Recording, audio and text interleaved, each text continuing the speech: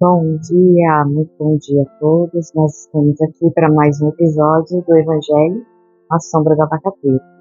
Aqui com o Tom, que segue aqui estudando com a gente, né, Tom? Tom, prestando atenção em tudo. A Leide também deitadinha aqui. Então a gente vai começar a ler sobre Meio Lúcio. Ó, a lição de hoje é o capítulo 13, o Revolucionário Sincero. E é nessa passagem aqui, Judas está conversando com Jesus, né? E Jesus começa a conversar com Judas. Então Judas está ali questionando o mestre sobre uma revolução. Então Judas estava falando com Jesus sobre as anomalias da governança do povo e queria uma revolução em Jerusalém. E aí Jesus começa a comentar com Judas e começa a dizer uma história, né? Ele diz que tinha um rei muito antigo que era considerado cruel pelo povo. E aí esse povo vai reclamar com o profeta sobre o rei. Então o profeta não acreditava muito no que o povo dizia, mas inflamado, ou seja, por conta de tanto falatório incitando a revolução contra o rei, o profeta então decide realizar essa revolução. Mas o profeta era temente a Deus, ele acreditava em Deus. Então ele pedia, antes de tudo, a aprovação de Deus. E aí ele vai fazer uma prece sozinho, pedindo a Deus a oportunidade e a concessão para fazer essa revolução. Então aparece um anjo e fala com ele que sim, ele teria a permissão de fazer essa revolução com uma condição, que ele convivesse com esse rei durante 100 dias, sendo seu servo humilde e fiel. E após esses 100 dias, se ele assim quisesse fazer a revolução do povo com o feito rei e destituí-lo do poder, então ele estaria apto e aprovado para fazer. Esse profeta, então, como servo, começa a observar que o rei não tinha tempo para nada. Ele não tinha tempo para fazer, ele não conhecia Deus, não tinha tempo para fazer uma prece, não tinha tempo para refletir, não tinha tempo para falar sobre as suas questões, sobre os seus conflitos. Ele vivia no meio de bajulações, de pessoas, né, que estavam à volta dele. Ele não tinha tempo para ele mesmo, ele já acordava cheio de afazeres, tinha um cronograma, uma agenda grande a fazer, sempre envolvido com bajulações falsas. Ele sempre tinha que medir todas as palavras para não criar confusão, para não criar conflito entre as pessoas ali que detinham também o poder. Então ele começa a observar que o rei, ele era mais um escravo do que um verdadeiro rei.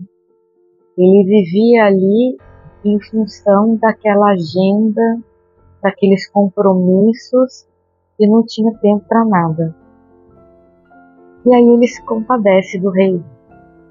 Ele vê que o rei mais sofria do que era mal, mais era frágil do que perverso. Então ele vai ao encontro do anjo e pede, depois desses 100 dias, misericórdia para este rei, porque vê que ele é mais sofredor do que cruel. E aí ele conversa com o povo, explica a situação do rei e pede para todos paciência, resignação e que e que todos pudessem fazer aquilo que competia a eles, né? Sendo humildes e compreendendo, trabalhando da melhor forma possível, para que o rei ali pudesse conseguir trabalhar e cumprir com todos os seus planejamentos, com toda a sua agenda, e não causassem ao rei ainda mais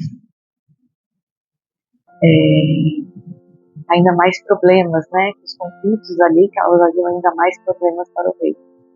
E que ele pudesse cumprir a missão que lhe cabia, que era governar.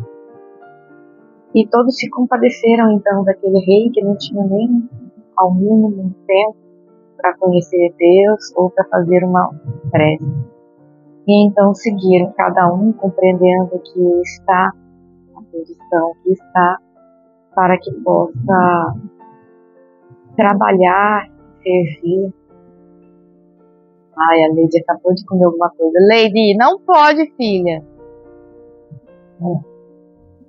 Lady, tá comendo porcaria, filha. Não pode. Vai ficar dodói.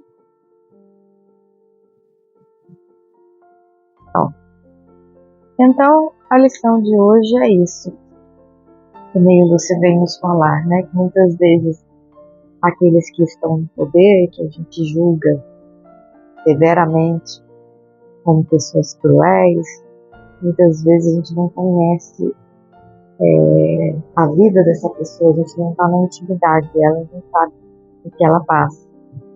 Então, que ao invés da gente criticar, a gente possa orar pelos nossos governantes, para que eles possam ter as condições necessárias para cumprir a tarefa, a missão que eles vieram fazer da melhor forma possível, ampliando as suas consciências de modo a olhar para as necessidades do povo e trabalhando e servindo para todos e não só para eles mesmos, como a gente vê hoje em dia, cada um trabalhando só para construir a sua riqueza própria, para satisfazer os seus desejos de poder, os seus desejos de riqueza, os desejos de popularidade, e esquecendo das necessidades da maioria, das necessidades dos desvalidos, dos necessitados, dos pobres, do povo em geral, dos animais e de todo o nosso planeta, da natureza. Então, que a gente possa utilizar esse tempo, ao invés das críticas, que a gente possa orar pelos nossos governantes, para que eles possam abrir somente o seu coração para receber a inspiração do alto e assim governar com sabedoria, compreendendo que se eles quiserem ser o maior, que sejam o menor de todos, ou seja, o maior servidor de todos. Que a gente possa ficar então com Deus, nessa paisagem que faz a gente refletir bastante sobre a natureza, ao fazer a gente ver. Eu vou orar com o Xê. Belezinha. Aí eu falei, eu vou orar, mamãe. Papai do céu, obrigado. Amém. Ah, tá vendo? Que belezinha. Então é muito querido. Lady também, né? Tomando sozinho, né? Vamos agradecer aqui então a oportunidade de a gente estar vivo, de a gente estar bem e de passar mais um ano em luta para a nossa própria renovação interior. Todos possamos refletir sobre como queremos ser e como queremos ser. E então, de experiência a experiência, de reflexão a reflexão, possamos ir mudando e nos renovando a cada dia. Que a paz de Cristo esteja com todos nós. Tá?